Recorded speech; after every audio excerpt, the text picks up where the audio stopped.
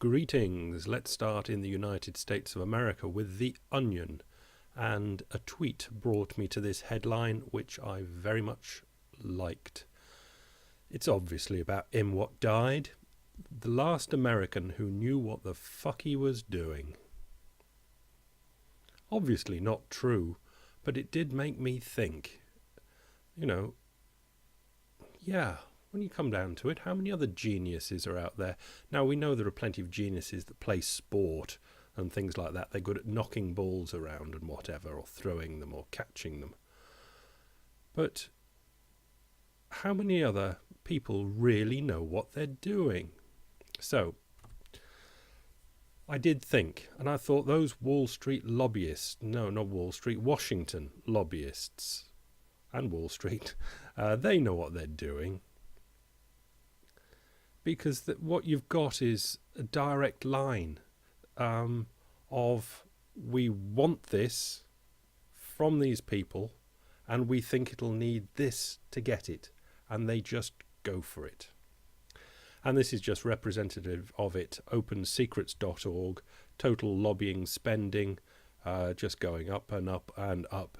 But it's not even the money, it's just the genius of it. There's so much brain power going into that lobbying in Washington. It is incredible. Who have we got next? Who rules America? Yeah, in a way, I've been on about this a bit, but it really comes down to who knows what they're actually doing. Wealth, income and power. This document presents details on the wealth and income distributions in the United States and explains how we use these two distributions as power indicators, etc., etc. I mean, nothing that we haven't come across, but I think we often just glaze over it when it is crucially important that the top 1% have got this huge grip on wealth. And that huge grip on wealth gives them a huge grip on power. And it's not as though they've got this by accident and then they keep it by accident. They actually know what they're doing.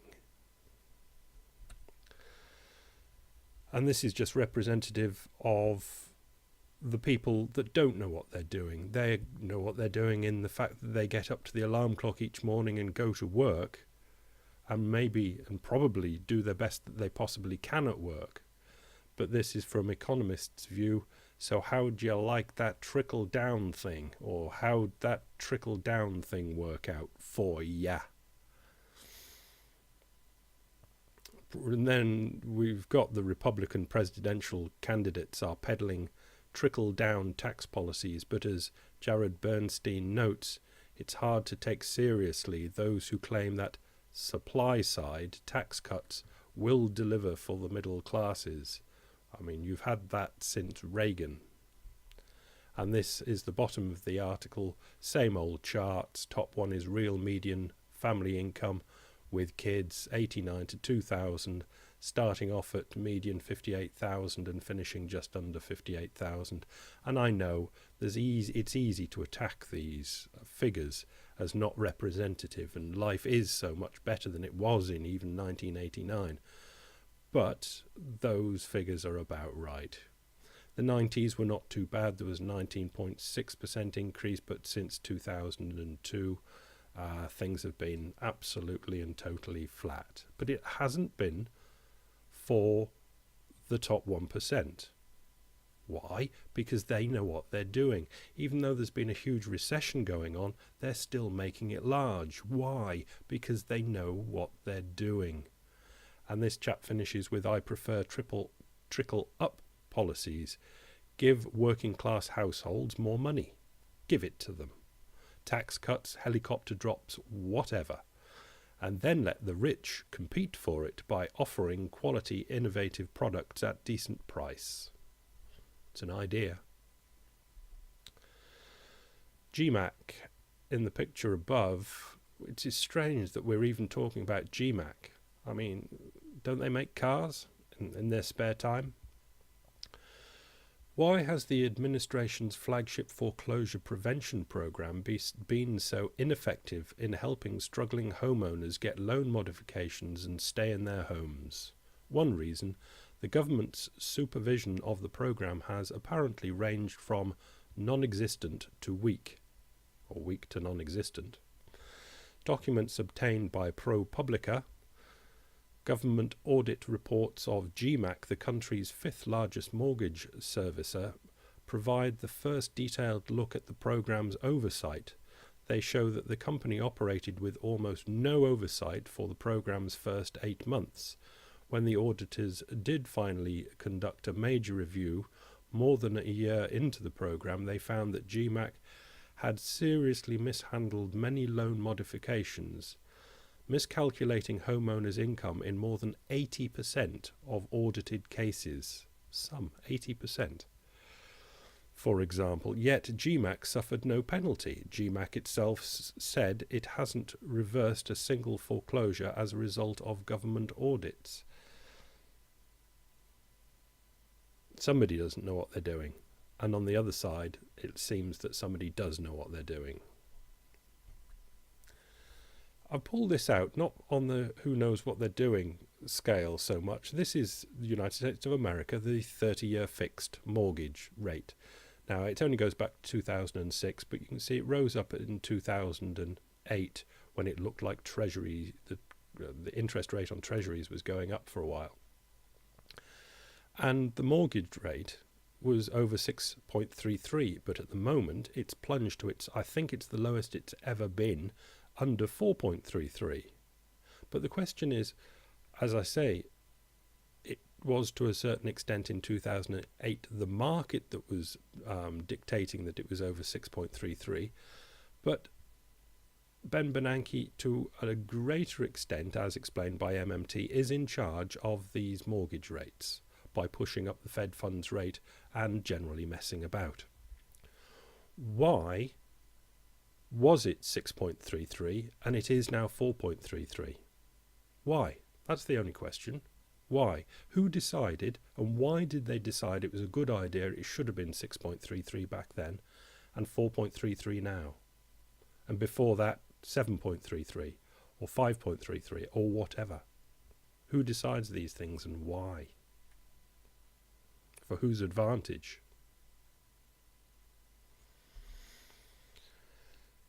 Columnist in the Financial Times yesterday in praise of Wall Street protesters by John Gapper.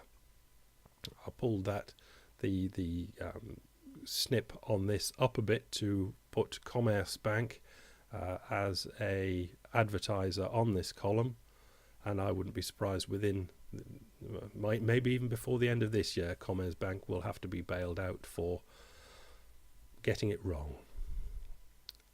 And in this article, I've just highlighted one aspect that he said, which is bankers are adept at turning broad demands for changes in their behaviour, which they've got a lot of now, into trench warfare over detail. And this is where they drag in the lobbyists and use all their influence to bamboozle everyone. We get in the media all the talk about these broad demands, but then the bankers know that they get their lawyers and experts in and tie the non-experts up completely on the details and basically can get round most everything because they know what they're doing and they know what they want. And they don't want broad demands made on them. In Europe, Financial Times, Portugal risks missing fiscal targets. That's just to say, yes, everyone talks of Greece, but Portugal's there as well, waiting to take over. So there's going to be ongoing problems.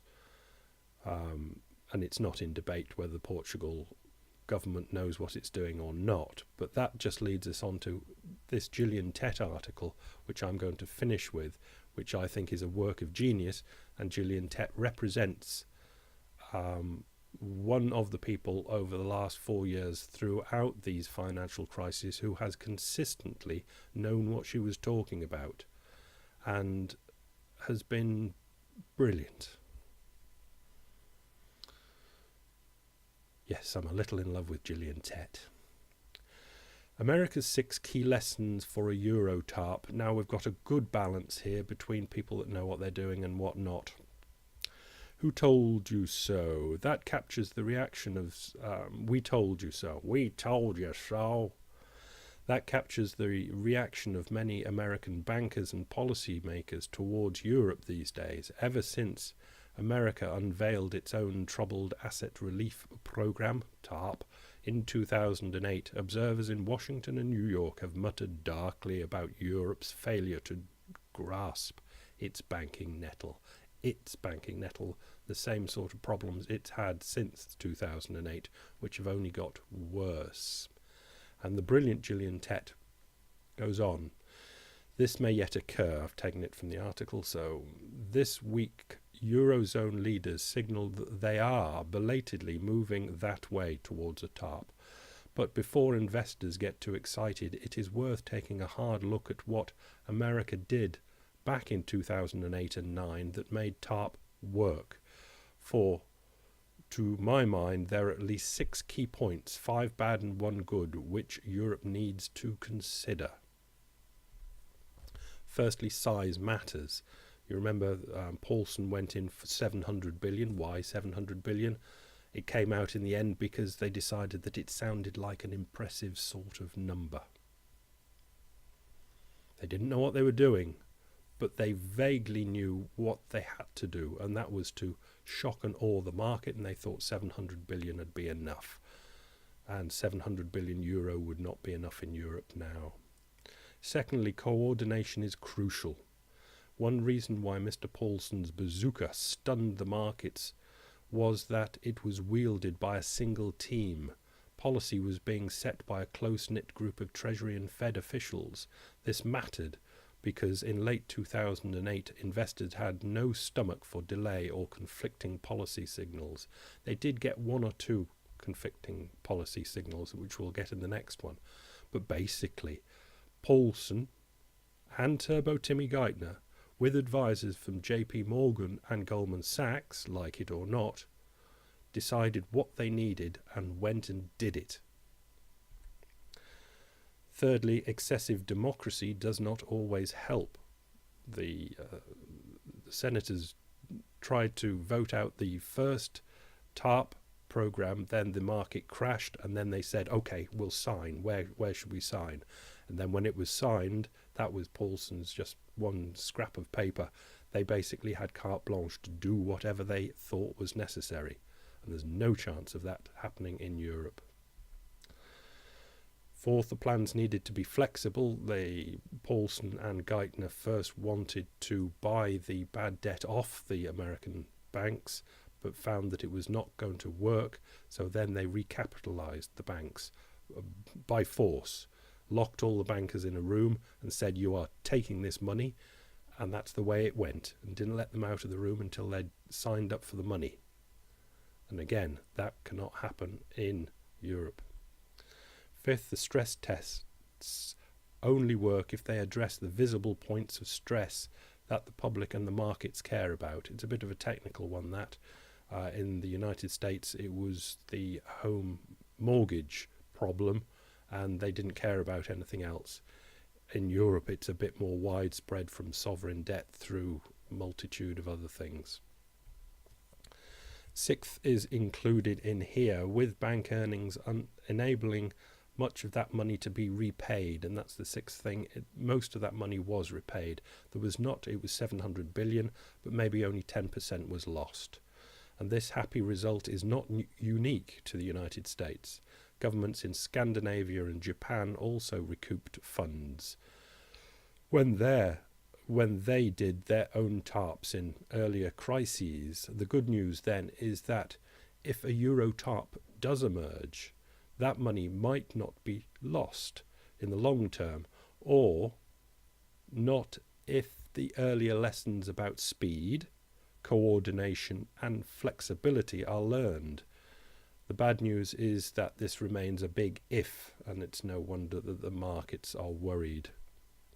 Genius by Gillian Tett, who knows what she's talking about. But will Europe be able to get it together? we've got to say that we greatly doubt it, because they won't have read the Gillian Tett article. And even if they had, they just don't have what it takes to get it together. That's it. Bye.